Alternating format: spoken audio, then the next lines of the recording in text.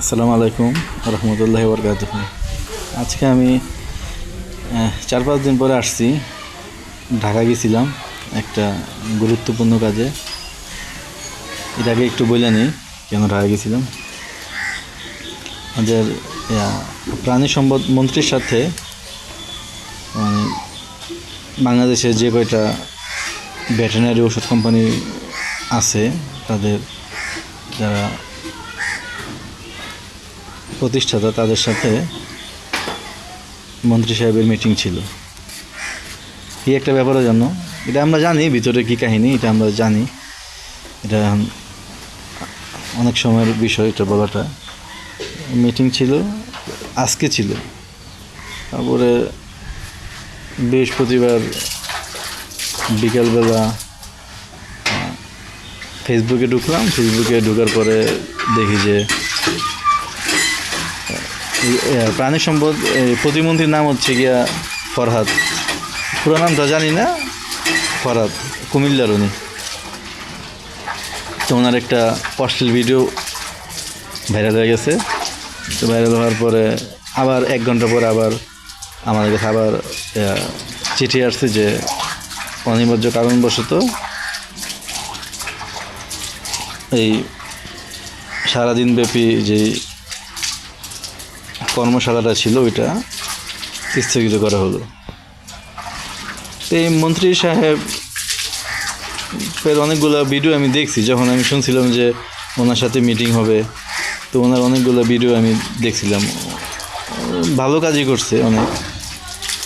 এখন কি করার, যখন এমপি মন্ত্রীদের টাকার ঝনঝনানি থাকে তখন তাতে এরকম দুষ্টুটি থাকবেই।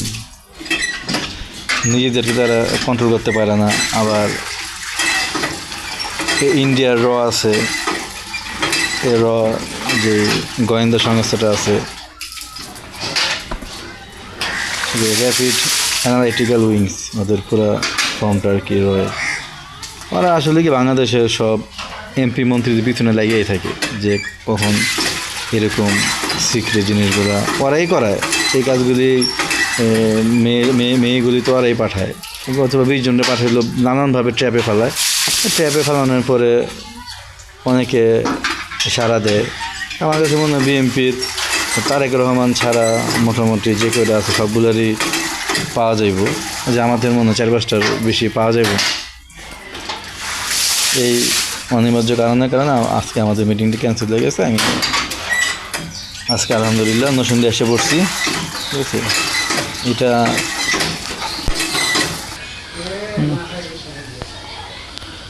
আজকে একটা জিনিস নিয়ে আলোচনা করতে অনেক ইচ্ছা করতেছে। এটা হচ্ছে গিয়া ইহুদিরা কি জান্নাতে যাবে নাকি? পুরা পৃথিবীর সমস্ত আলেমরা বলে ইহুদিরা জান্নাতে যাবে না। তুমি কেন বলে? হুজুররা কি কোরআন শরীফ পড়ে না? অবশ্যই কোরআন শরীফ পড়ে। তারা কি বোঝে না? অনেক ভালো বোঝে। কিন্তু মনে হয় উল্টাটা বোঝে। আলহামদুলিল্লাহ আমাদের হুজুররা অনেক ভালো।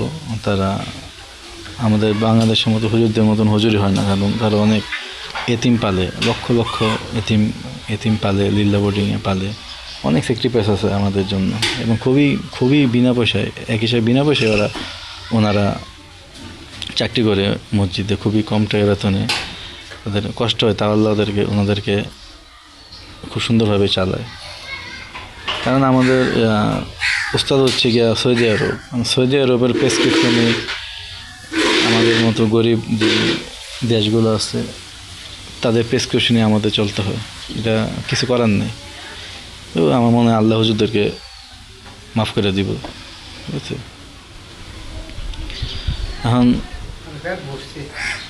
আল্লাহ তাআলা কিন্তু ইহুদি জাতিদেরকে কিন্তু অনেক ভালোবাসে।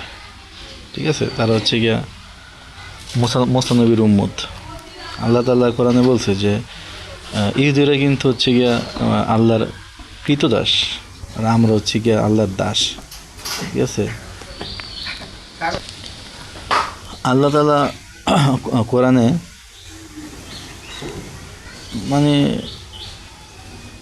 পুরো কোরআনেই মোটামুটি ইহুদি খারাপ, ইহুদি খারাপ, ইহুদি খারাপ, ওদের এই দোষ সেই দোষ, নানান ধরনের ওদেরকে নিয়ে সমালোচনা করছে।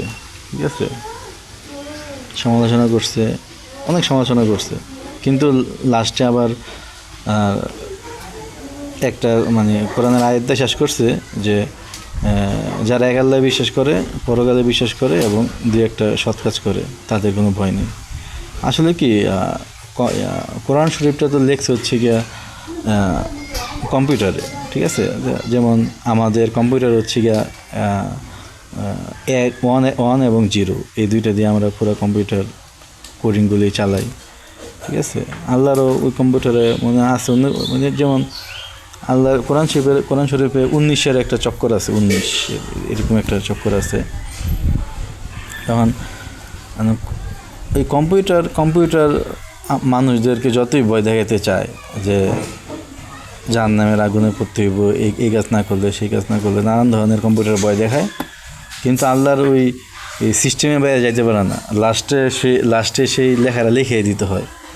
যারা ঈমান আনছে, এক আল্লাহ বিশ্বাস করে, পরকালে বিশ্বাস করে, তাদের কোনো ভয় নেই। যতই ভয় দেখানোর পরে লাস্টে আল্লাহ যারা কোরআন শরীফ পড়বেন, বাংলায় যারা আরবি বুঝেন না তারা যদি বাংলায় পড়েন তখন এটাও বুঝতে পারবেন যে যতই আল্লাহ মানুষকে ভয় দেখায়, মানে কোরআন কম্পিউটার মানুষকে ভয় দেখায়, কিন্তু লাস্টে ওই লেখাটা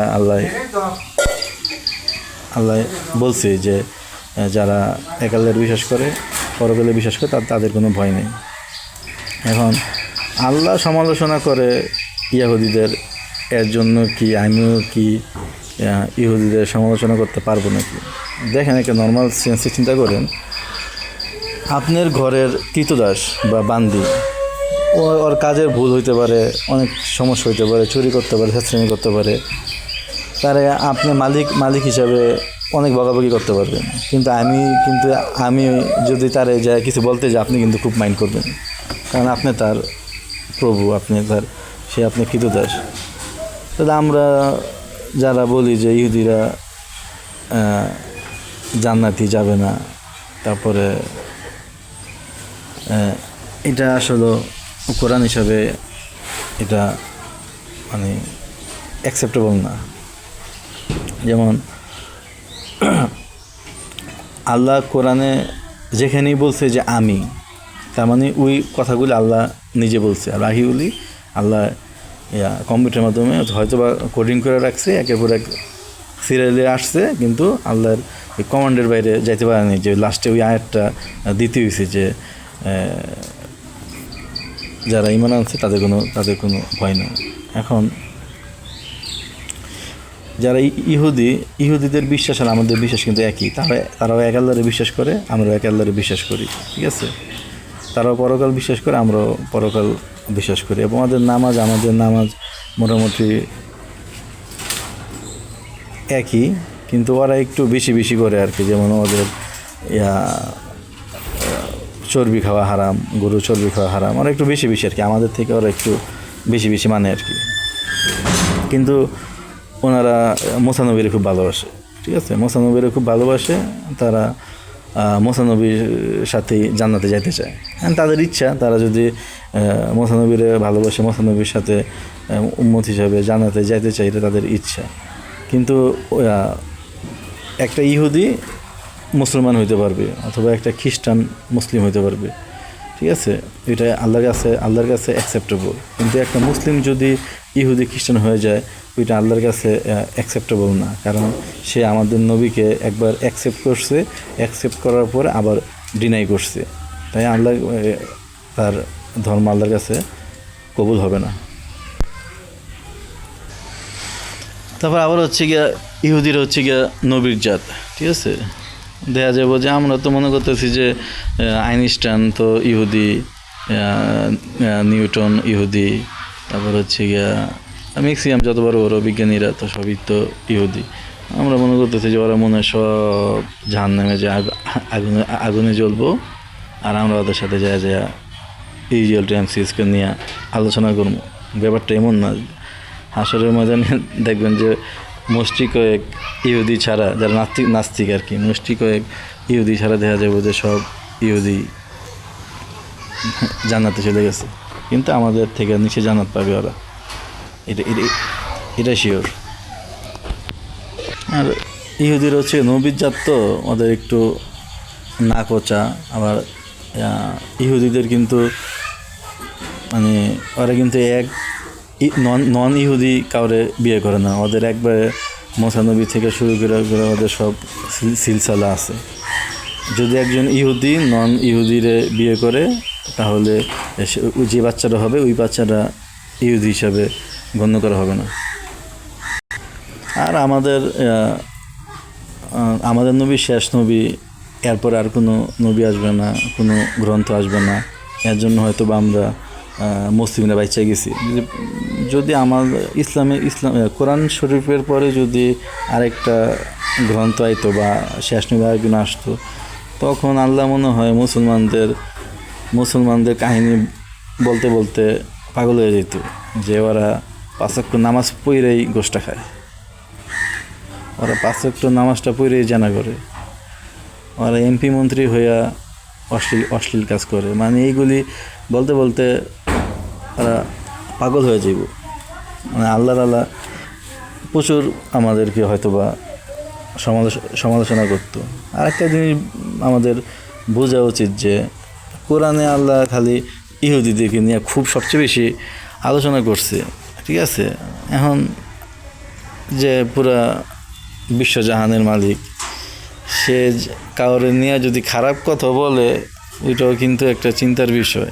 তার মানে অনেক ভ্যালু আছে আল্লাহর কাছে তাদের, ঠিক আছে। আপনি কিন্তু যাত্রার সমালোচনা করবেন না, ঠিক আছে। যখন আল্লাহ কারো সমালোচনা করছে, তার মানে তাদের লেভেল ওই লেভেলেরই। এবং আল্লাহ কোরআনে পরিষ্কার বলছে যে আমি যারা ইহুদিদেরকে আমি বিশ্বজাহানের উপরে তাদেরকে আমি রাজত্ব দিছি। দেখবেন যে সমস্ত ইহুদি, যেমন মার্ক জুকার বা ফেসবুকের মালিক ইলন মার্কস, তারপর হচ্ছে আইনস্টাইন, নিউটন, স্টিফেন হকিং, এগুলি দেখবেন যে সবই ইহুদি। আল্লাহ তাআলা ওদেরকে একটা এক্সট্রা জ্ঞান দিছে। কারণ যখন কোনো মানুষই আল্লাহর প্রতি ঈমান আনা বন্ধ করে দিছিল, মানে আর কোনো উপায় ছিল না, তখনই মুসা নবী তার ইহুদি সঙ্গী সাথীদেরকে নিয়ে মিশর থেকে এসে পড়ছে। এই কারণে আল্লাহ হয়তো বা ইহুদি ওদেরকে খুব ভালোবাসে, ঠিক আছে। কিন্তু আল্লাহ আবার ইহুদিদেরকে নিয়ে এটাও বলছে যে কোরআনের আয়াত এটা, যে পাথর ফাইটাও কান্না বের হয়, কিন্তু ইহুদি এমন জাত, ওদের মন জীবনে বলবো না। আমি ভালো করে পুরোটা বলতে পারি না, কিন্তু ব্যাপারটা এরকম আর কি। এবারে আরেকটা ছোট্ট একটা বিষয় নিয়ে আলোচনা করি, যে জান্নাতে কি ইন্টারনেট থাকবে নাকি? জান্নাতে ইন্টারনেট থাকবে নাকি এটা কিন্তু কোরআনে আছে। আল্লাহ বলছে যে জান্নাতে ইন্টারনেট আছে। খালি পৃথিবীতে যে ইন্টারনেট আছে খালি এরকম না। আল্লাহর এত আন্ডার এস্টিমেট করাটা আমাদের ঠিক হবে না। আল্লাহ তাআলা জানতো যে আমরা যে ইন্টারনেট আমরা যে আবিষ্কার করব, এটা আল্লাহ তাআলা জানতো, খুব ভালো করে জানতো। তো এটা আপনি সব অনুবাদে পাবেন না। এটা আব্দুল্লাহ ইউসুফ মদিনার থেকে এই কোরআনের বাংলা মানে ইংরেজির অনুবাদ এটা আর কি। ইংরেজির অনুবাদ আসলে কি অনুবাদ করা আসলে খুব কঠিন, কারণ সব জিনিসের কিন্তু অনুবাদ করা যায় না। যেমন আমার ভার্সিটিতে এক বন্ধু ছিল, যে ওই বলতো যে তরে কইছে, এইটার অনুবাদ আপনি কীভাবে করবেন? ধরেন যে আরেকটা কিছু কইলাম যে এটা মনে তরে কইছে, এটা একমাত্র বাঙালিরাই বুঝবে, ঠিক আছে। এরকম অনুবাদ অল টাইম অ্যাকুরেটলি ট্রান্সলেশন হয় না। কিন্তু মদিনার থেকে প্রকাশিত, ঠিক আছে, আব্দুল্লাহ ইউসুফ, উনি হচ্ছে নাকি ইউসুফ আবদুল্লাহ, উনি পুরো ওয়ার্ল্ড ওয়াইড সবচেয়ে অ্যাকসেপ্টেবল কোরআনের অনুবাদ এটা পুরো ওয়ার্ল্ড ওয়াইডের মধ্যে সবচেয়ে অ্যাকসেপ্টেবল। এটা হচ্ছে গিয়া সৌদি আরবের মদিনা থেকে প্রকাশনা করছে। তো ওনার একটা অনুবাদে আছে এটা কোরআনের কোন সূরা কোন আয়াত এটা এখন ভুলে গেছি, কিন্তু এটা আমি পাইছি যে উনি বলছে যে জান্নাতীরা সাইড কমান্ড করবে, সাইড কমান্ড মানে সাইড কমান্ড করবে থর্নে বৈশা। থর্ন মানে হচ্ছে সিংহাসন, সিংহাসনে বৈশা সাইড কমান্ড করবে মানে ভিউ কমান্ড করবে। যে দেখা যাবে ভিউ কমান্ড করলো যে আমি মিস্টার মেসির সাথে দেখা করতে চাই। মেসি তো খ্রিস্টান, মেসির জান্নাতে যাইতে কষ্ট হইতে পারে, এটা একটু ঝামেলা আছে। তা আমি মেসির সাথে দেখা করতে চাই, সাইড কমান্ড করব, সাথে সাথে দেখা যাবো যে এটা হচ্ছে গিয়া টেলিপোর্টেশনের মাধ্যমে। যেমন জান্নাত কিন্তু একটা মহাবিশ্ব আর জাহান্নাম আরেকটা মহাবিশ্ব, এই দুই মহাবিশ্বের মাঝখানে থাকে বারজাক, ঠিক আছে। তো এই বারজাকের মধ্যে দিয়ে আলো ভেদ করতে পারে না। এই কারণে যেহেতু আলো ভেদ করতে পারে না, আলো মানে কি, আলো হচ্ছে কি একটা ডাস্ট পার্টিকেল, তার মানে ওই জায়গাটা পুরো স্বচ্ছ থাকে। জান্নাত এবং জাহান্নামের মাঝখানে যে বারজাকটা, এই বারজাকটা পুরো স্বচ্ছ। তখন জান্নাতীরা সাইড কমন ভিউ কমন করবে যে আমি মেসিরে দেখতে চাই। তখন দেখা যাবো যে তখন জান্নাতীর আগুনে পুড়তেছে, এগুলো দেখবো আমরা।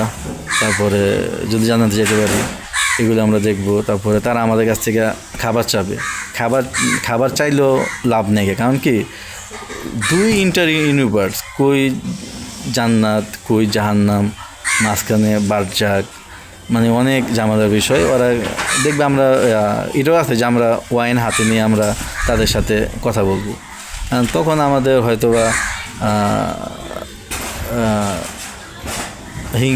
হিংসা না, আমাদের নাকুচু স্বভাবের হয়ে যেতে পারে, যে আমরা ওদেরকে নেগলেক্ট করতেই পারি। তখন আমরা ওদেরকে অহংকার করতেও পারি, কারণ তখন অহংকার করলে গোনা হবে না। কারণ পৃথিবীতে অহংকার করলে গোনা হবে, কারণ এখানে আমাদের অহংকার যে করবো না এটাও একটা পরীক্ষা। যখন আমরা জান্নাতে চলে যাব তখন আমাদের স্ট্যান্ডার্ড প্রকাশ হয়ে যাবে যে আমরা এই স্ট্যান্ডার্ডে, ঠিক আছে। তখন হয়তো বা অহংকার করলে, মেসিরে দেখলে অহংকার করলে, নাকুচু স্বভাবের করলে আমাদের গোনা হবে না ইনশাল্লাহ। তখন হুররা তো থাকবেই আমাদের সাথে। তো জান্নাতে আমরা হুরদেরকে নিয়ে আসলে আমরা অনেক আন্ডার এস্টিমেট করি, আমরা আসলে এটারে রিয়েলাইজ করি না, ঠিক আছে। আল্লাহ তাআলা হুর বানাইছে, ঠিক আছে, এটা এমনভাবেই বানাইছে যে সে আমাদের মাথা খারাপ করে দেওয়ার মতনই তার ব্যক্তিত্ব থাকবে, তার পার্সোনালিটি থাকবে। সে স্যাবলামি করবো না, যে সারাক্ষণ ঘেঁষাঘেঁষি করবো না, ঠিক আছে। তাদের ওই ব্যক্তিত্ব পার্সোনালিটি নিয়েই একটা ছেলের নাকে রশি দেওয়া কীভাবে ঘুরাইতে হয় ওইটাও ওরা জানবে, ঠিক আছে। মানে মূল কথা হচ্ছে কি পৃথিবীর মতনই, ঠিক আছে, পৃথিবীর মতনই মানে চিন্তা ভাবনাগুলি হবে সেমই হবে, ঠিক আছে। এরকম না যে জান্নাতে গেলে আমরা সব কিছু ভুলে যাবো না। জান্নাতে গেলে আমাদের আমার ব্রেন যদি আমার যদি দুনিয়ার কোনো কিছু স্মৃতি মনে না থাকে, তাহলে আমরা জান্নাতে দিয়েও বা কী লাভ হইব, আমার জাহান্নামে দিয়েও বা কী লস হইব। পৃথিবীতে যেই মেমোরি আছে আমাদের সেম মেমোরি থাকবে জান্নাতে। আর জ্ঞান এরকম একটা জিনিস এত ইম্পর্টেন্ট না, জ্ঞান এত ইম্পর্টেন্ট না। জ্ঞানটা যদি এত ইম্পর্টেন্ট হইতো তাহলে অক্সিজেন, হাইড্রোজেন, পানি, আকাশ, বাতাস এগুলির মতো না আল্লাহ ফ্রি দিয়ে দিত। আল্লাহ যেগুলিরে মনে করছে যে খুব ইম্পর্টেন্ট ওইগুলি আমাদের জন্য ফ্রি করে দিছে, আর যেগুলিরে ইম্পর্টেন্ট মনে করে নাই ওইগুলিরে ফ্রি করে নেয়। জ্ঞান অর্জন করে নিতে হবে। এখন পৃথিবীতে একটা ছেলে বা একটা মেয়ে সে যদি জান্নাতে যায় যদি সে তার অনেক শখ, সে ডাক্তার হইব, সে যদি ডাক্তার হইতে চায় তাহলে তার সেই ডাক্তারি পড়ালেখা করে জ্ঞান অর্জন করেই তার ডাক্তার হইতে হবে। এরকম না যে ব্যাপারটা জান্নাতে গেছে থেকে সে ডাক্তারি জ্ঞান পাওয়া যাবে না। ওই জ্ঞানটা সে জান্নাতে গেলেও তার জ্ঞান অর্জনই করতে হবে।